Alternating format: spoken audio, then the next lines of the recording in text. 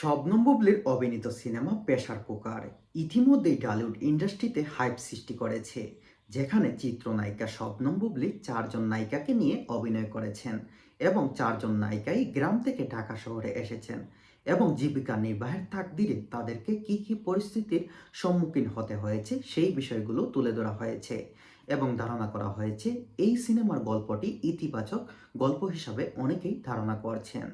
চলুন বিস্তারিত সবাই এক নজরে একটুখানি দেখে নিই। ঈদকে সামনে রেখে মুক্তির অপেক্ষায় রয়েছে 5টি cinema: pressure cooker, Banalata express, Prince, রাক্ষস এবং দম। ইতিমধ্যেই চলচ্চিত্র সার্টিফিকেটেড বোর্ডের ছাড়পত্র পাওয়া এই সিনেমাগুলোর মধ্যে নতুন করে আলোচনায় এসেছে এই বিষয়টি দৈর্ঘ্য, আর সেই দৈর্ঘ্যের ভিন্নতা ইঙ্গিত দিচ্ছে ভিন্নতম দর্শকের অভিজ্ঞতা। মানে ইতিমধ্যে ঈদুল আজহাকে কেন্দ্র করে 5টি সিনেমা মুক্তির তালিকায় আছে, আর সবগুলো সিনেমাই সার্টিফিকেট প্রাপ্ত এবং ইতিমধ্যেই প্রেসার কুকার সিনেমাটির দৈর্ঘ্য সবথেকে বেশি। সবথেকে দীর্ঘ সিনেমা হিসাবে শীর্ষে রয়েছে প্রেসার কুকার। রায়হান রাফি পরিচালিত ইমপ্রেস টেলিফিল্ম এই ছবিটির দৈর্ঘ্য 2 ঘন্টা 52 মিনিট। সময়সীমা বলছে বড় ক্যানভাসের গল্প বলার প্রস্তুতি নিয়ে আসছে সিনেমাটি। মানে প্রেসার কুকার সিনেমাটি সব থেকে বড় একটি সিনেমা। এরপরে রয়েছে বনলতা এক্সপ্রেস। তামিম নূর পরিচালিত এই তারকাবহুল ছবির দৈর্ঘ্য 2 ঘন্টা 33 মিনিট 20 সেকেন্ড। উৎসব গণ নির্মাণে পরিচিত এই নির্মাতা।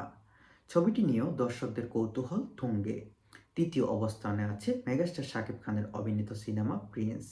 আবু হায়াত মাহমুদ পরিচালিত ছবিটি দীর্ঘ 2 ঘন্টা 29 মিনিট। বাণিজ্যিক ধারায় ছবিটির জন্য একটি ভরসাপূর্ণ সময় হিসাবে দেখা হচ্ছে। এরপর রয়েছে রাক্ষস। মেহেদী হাসান হৃদয় পরিচালিত এই সিনেমায় সিয়াম আহমেদ অভিনয় করেছেন একটি থ্রিলারধর্মী ছবিতে। দৈর্ঘ্য 2 ঘন্টা 21 মিনিট 21 সেকেন্ড। ঘনত্বপূর্ণ গল্প বলার জন্য এই সময়কে উপযুক্ত বলে মনে করেন অনেক সংশ্লিষ্টরা।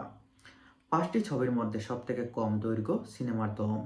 রেদওয়ান রনি পরিচালিত ও আরফান নিশো অভিনীত এই ছবির দৈর্ঘ্য 2 ঘন্টা 8 মিনিট 28 সেকেন্ড।